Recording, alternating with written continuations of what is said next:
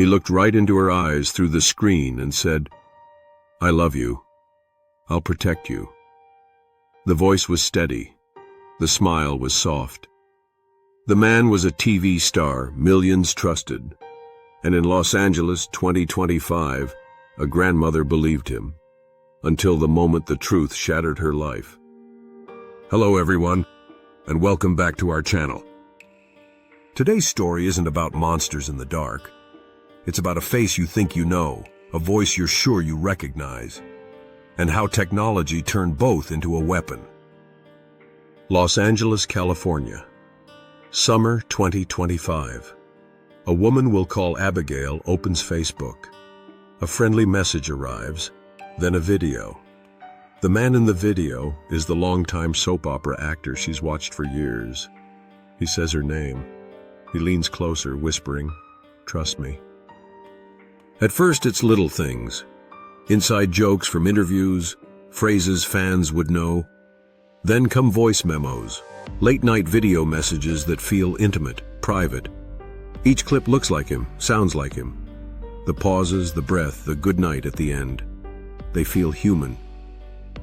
Abigail is 66. She is kind, she is hopeful, and like so many of us, she's lonely sometimes. The messages don't just make her feel seen, they make her feel chosen. Parasocial admiration, loving someone from afar, begins to glow like a porch light. But instead of leading someone home, it guides wolves to the door. Then the requests begin, carefully, gently. "I'm in a tight spot. My accounts are tied up. Can you help?" At first it's gift cards, then cryptocurrency, and finally, cash. The urgency is always believable. The gratitude is always overwhelming. When she hesitates, another video arrives, this time with worry in his eyes. "I'm counting on you." Only later will reporters explain how the scam worked. Deepfake videos and AI-generated messages impersonated the actor with chilling accuracy. The voice was cloned, the face was forged, and the woman who believed she was saving a man she adored ended up handing over her savings, and more. She even sold the family condo, desperate to help, and watched the money disappear. Her daughter would later say that her mother lives with bipolar disorder, and that vulnerability made her a target, something the real actor publicly lamented while warning fans that he'd never ask for money. Why does this work? Start with the brain's shortcut. When a familiar face appears, recognition fires first, and questions come later. Add the authority effect. Celebrities, doctors, leaders, people we believe are safe, bypass our suspicion because our memories already trust them. Layer on the hyper-personal effect. Online, where we can't see the awkwardness and contradictions of real life, we idealize. We fill in blank space with what we want to be true. Then comes urgency. "They're trying to shut me down. Please, now." Urgency narrows attention, spikes stress hormones, and pushes us to act. The scammers know this. They stack cues designed to overwhelm. And finally, sunk cost. Once you send the first $500, turning back means admitting you were deceived. The cheapest thing suddenly feels like the most expensive. To stop. Abigail stands in a suddenly quiet room. The condo is gone. The message is slow. She asks for one thing a real partner would easily give: to meet. The response is another barrier, another reason. Her daughter steps in and everything unravels. Lawyers get involved. Reporters call. She plays one of the clips for the real actor, and even he admits. The voice sounds like his. If this were a single tragedy, we could file it away as misfortune. But it isn't. In 2025, AI-driven impersonation scams have surged. People are losing money, safety, and trust to voices that sound exactly like their children, their bosses, their heroes. Families receive calls with their teenagers sobbing for help, only to discover it was a cloned voice. Office workers attend video meetings with a CFO who isn't real and wire millions. The scale isn't hypothetical, it's happening now. This is more than theft. It erodes the foundation of being human. The ability to believe what our senses tell us. When a voice can be faked and a face can be forged, intimacy becomes an attack surface. The very things that make us compassionate, our instinct to help, our desire to connect, are turned against us. For victims, the aftershocks are brutal. There is the money, yes, but also shame, isolation, the endless replay in the mind.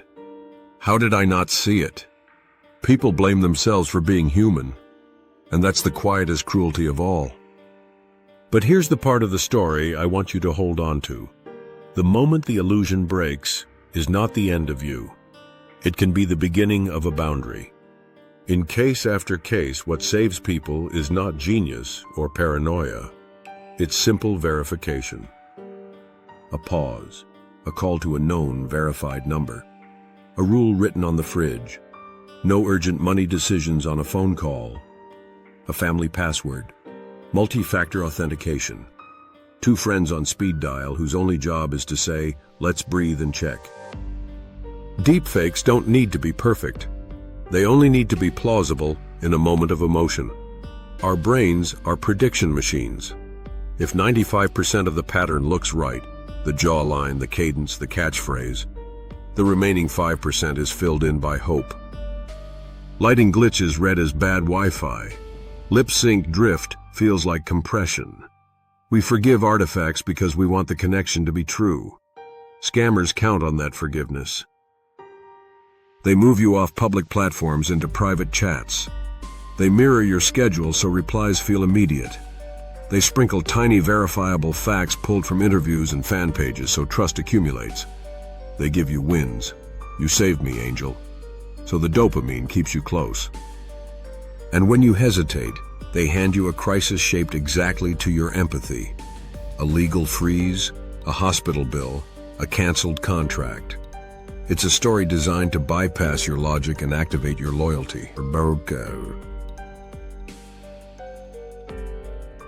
When the reporters leave and the camera lights fade, a mother and daughter sit at a kitchen table.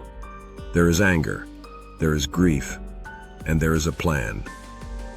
Legal motions are filed to unwind the condo sale. A fundraiser tries to close the gap. The actor posts a warning to his fans and says he's sorry this happened. None of it returns the exact life Abigail had, but something else returns. The belief that truth can be slower than lies and still arrive. If you are the friend on the receiving end of a midnight call, be the calm in the room. Ask for a callback on a known number. Suggest a quick video chat with a gesture only the real person would know. If it still feels wrong, say the hardest and most loving word: wait. In an age of synthetic urgency, waiting is courage. Here's the hard truth. We are entering an age where doubt is healthy and verification is an act of love. It is not cynical to pause. It is compassionate. It is not rude to say, "Prove it." It is a kindness to your future self and a shield around the people you love. Maybe you've sent money you wish you hadn't. Maybe you answered a late-night message because it felt good to be seen. You are not foolish. You are human. And being human is exactly what these scams exploit. The defense is not becoming stone. It's learning when to stop and how to check. If this story moved you, share it with someone who needs it. Teach your parents the pause. Set the family password tonight. And if you've been scammed, you don't have to carry that shame alone. Reach out to a friend, a counselor, or your bank's fraud team and start the repair. Thank you all for watching. If you felt something in this story, I invite you to subscribe and join us, because the next story might be the one that stays with you forever. And remember, what seems wise may be foolish, and what seems funny may hide something very real. I've left all the sources linked in the description if you want to check them out. And if you want more true stories told with empathy and psychological insight, please subscribe.